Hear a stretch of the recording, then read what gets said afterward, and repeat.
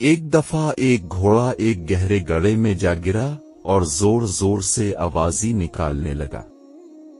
گھوڑے کا مالک کسان تھا جو کنارے پہ کھڑا اسے بچانے کی ترکیبیں سوچ رہا تھا۔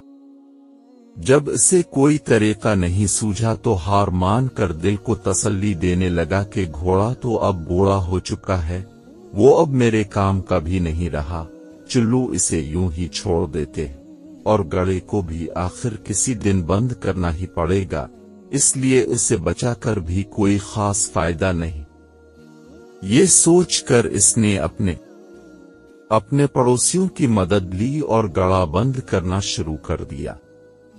سب کے ہاتھ میں ایک ایک بیلچہ تھا جس سے وہ مٹی، بجری اور کوڑا کرکٹ گڑھے میں ڈال رہے تھے۔ گھوڑا اس صورتحال سے بہت پریشان ہوا۔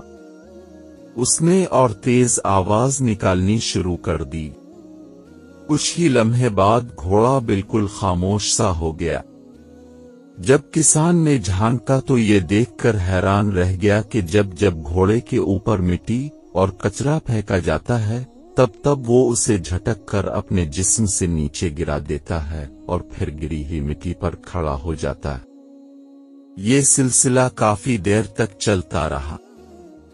کسان اپنے پڑوسیوں کے ساتھ مل کر مٹی اور کچرا پھینکتا رہا اور گھوڑا اسے اپنے بدن سے ہٹا کر اوپر آتا گیا اور دیکھتے ہی دیکھتے اوپر تک پہنچ گیا اور باہر نکل آیا۔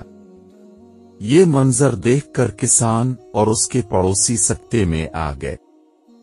زندگی میں ہمارے ساتھ بھی ایسے واقعات رونما ہو سکتے ہیں کہ ہمارے اوپر کچرا اچھالا جائے، ہماری کردار کشی کی جائے، ہمارے دامن کو داغدار کیا جائے، ہمیں تان و تشنی کا نشانہ بنایا جائے۔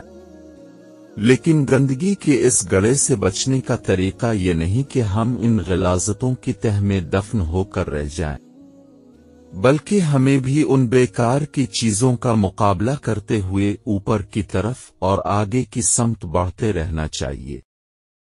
زندگی میں ہمیں جو بھی مشکلات پیش آتی ہیں وہ پتھروں کی طرح ہوتی ہیں، مگر یہ ہماری عقل پر منحصر ہے کہ آیا ہم ہار مان کر ان کے نیچے دب جائیں، ان کے اوپر چڑھ کر مشکل کے کنویں سے باہر آنے کی ترکیب کریں۔ خاک ڈالنے والے ڈالتے رہیں مگر پرعزم انسان اپنا راستہ کبھی نہیں بدلتا۔